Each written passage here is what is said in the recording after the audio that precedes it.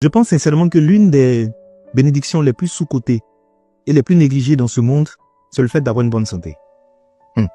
En qualité d'ancien grand malade, je peux vous confirmer que l'une des plus belles richesses que nous avons sur la terre, c'est la santé. Tu sais, tu peux avoir tous les problèmes du monde, avoir de sérieux problèmes. C'est le jour où tu vas avoir un problème de santé, tu vas te rendre compte qu'en fait, tu n'as qu'un seul problème. La santé. C'est l'une des richesses les plus silencieuses, les plus précieuses, les plus dangereuses, les plus délicates qu'on possède. Mais malheureusement, les hommes négligent ça. Je ne dis pas qu'on n'a pas de problème. Effectivement, on a des problèmes. Mais si tu as un problème de santé, c'est là que tu vas te rendre compte que tes vrais problèmes commencent maintenant. Vous savez, on est passé par des endroits. On a rencontré des personnes qui parlaient avec arrogance, avec suffisance. On voyait des personnes qui criaient, « Tu sais qui je suis? Je vais te créer des problèmes. Je vais te faire vivre un enfer. » Le jour où les personnes sont même malades, c'est là qu'elles se sont rendues compte qu'elles ne sont absolument rien. Je vous dis, le fait d'ouvrir ses yeux le matin et d'être en bonne santé, d'être capable de vaquer à ses occupations, de donner des commandes à son corps et puis son corps l'exécute sans qu'il y ait des blocages, c'est l'une des plus grandes bénédictions au monde. C'est pourquoi je dis quelqu'un qui a la santé ne peut pas dire que cette personne est pauvre. Elle doit juste se dire, je n'ai pas encore eu l'argent, mais la richesse seulement je l'ai en moi. Je veux vraiment, en parlant de cette vidéo, dans cette vidéo, donner un message d'espoir à toutes les personnes qui sont malades, qui ne croient même plus en leur guérison. Vous savez, tout le monde peut guérir.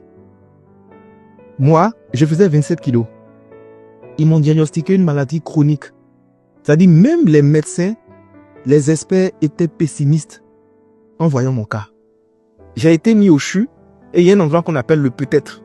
C'est-à-dire, on n'est pas très sûr que tu as sorti, on te balance là-bas. Ils m'ont placé aux urgences, au départ. Il n'y avait même pas de moyens pour payer mes ordonnances. À côté de moi, il y avait un monsieur. Tu sais, quand quelqu'un est riche, tu vois, tu sais. Autour de lui, il avait des enfants, il avait des personnes. Et il y avait plein de médecins autour de lui. Les factures viennent, ils payent. Les factures viennent, ils payent. Les factures viennent, ils payent. Moi, je suis dans mon coin. Une facture est venue, deuxième facture. Mon cher, mon père est en train de réfléchir à comment il va nous faire sortir des urgences pour m'envoyer dans un autre endroit parce que ça coûtait trop cher. Le monsieur là, nos regards sont croisés. Il était à côté de moi. Il est décédé sous mes yeux. Je suis sorti du CHU. Je suis tombé grièvement malade au Ghana. Ils m'envoient à l'hôpital de Koué. Je me suis retrouvé au milieu des gens. Tout le monde me regardait, ils étaient étonnés. Je suis sorti de là. C'est cette maladie qui était lourde. Et en ce moment, c'est-à-dire, même marcher 5 mètres, c'était difficile. Me laver, c'était compliqué. C'est en ce moment qu'en fait, l'humilité te gagne. Et puis toi, tu t'assois et puis tu dis, mais moi, mais c'est rien quand même. Hein. C'est notre caleçon qui est gros. Sinon, il n'y a rien dedans. Je vous assure. C'est pourquoi je vais dire aux personnes qui aujourd'hui ont une bonne santé, préservez votre santé au-delà de tout. Il y a des gens qui prennent trop des risques dans leur alimentation, dans leur vie au quotidien.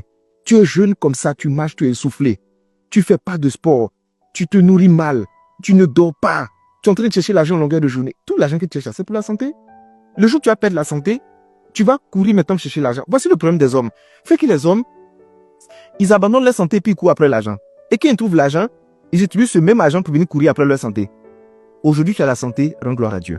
Quand tu lèves le matin, tu ouvres les yeux, rends gloire toujours à Dieu. Merci de m'avoir accordé la santé. Si j'ai la santé, c'est qu'il y a espoir pour moi. Et préserve cette santé. Le corps est rancunier. Tout ce que tu infliges au corps, il garde la facture, il va te faire payer 5 jours. Il y a des gens, en fait, qui pensent qu'ils sont courageux. Non, moi, je fais 3-4 jours, je dors pas. Non, moi, je cours ici, moi, je me cherche. Tu n'es pas en train de chercher, tu es suicidaire. Tu es en train de te détruire à petit feu. Il y a des moments, qu'est-ce que je fais? J'éteins mon téléphone, j'éteins mon ordinateur, je coupe tout, je me couche et je dors. Mes problèmes, c'est de reposer un peu. Quand je vais me réveiller, je vais les récupérer. Mais si je dois me reposer, je me repose. Chercher l'argent, c'est bon. Augmenter ses chiffres, c'est bon. Mais la santé, ne jouez pas avec. Votre programme de sport, ça doit être quelque chose d'indiscutable. Chaque semaine, 2 ou 3 fois, vous devez faire du sport. Vous devez marcher. Du matin au soir, tu es assis dans la voiture. Tu manges gras, tu manges sucré, tu manges salé. Quand tu écrases même le cube comme ça, là même là, tu souris comme ça, tu es content. Tu mélanges les alimentations qui sont bizarres. Il n'y a même pas de choses qui sont caloriques. Et plutôt, tout est calorique et tout est transformé. Fais attention à ta santé. Quand je vois des jeunes qui ont un physique qui est tellement repoussant, ça me fait mal. Parce que vous savez, il y a un niveau de négligence. C'est suicidaire. Et c'est méchant. Donc je vous dis aujourd'hui, la plus grande des bénédictions que nous avons sur la terre, la plus grande des richesses, c'est la santé. Préservons notre santé avant que le pire n'arrive. Pour l'instant, tu es en santé, tu es convaincu que rien ne peut t'arriver. Pourtant, ça se passe vite. Il y a des gens qui étaient agiles, qui couraient partout. Et puis, en une fraction de seconde, ils sont devenus dépendants des gens. Il ne peut même plus aller aux toilettes faire ses besoins seul. Il a besoin des gens. À mon tour, je me rappelle, on me prenait combien d'enfants? Combien de bébés? On m'envoie dans la douche. Ah! Je m'assois par terre. L'homme n'est rien. L'homme n'est rien d'air. Et je monte sur la balance 27 kilos. T'as dit, je suis anémié, je suis devenu blanc. On voit mes veines comme ça.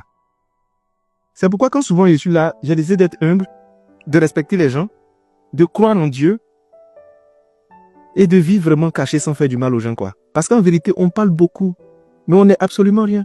Si tu as la santé, tu es béni. Si tu n'as pas la santé, continue de prier Dieu et garde la foi.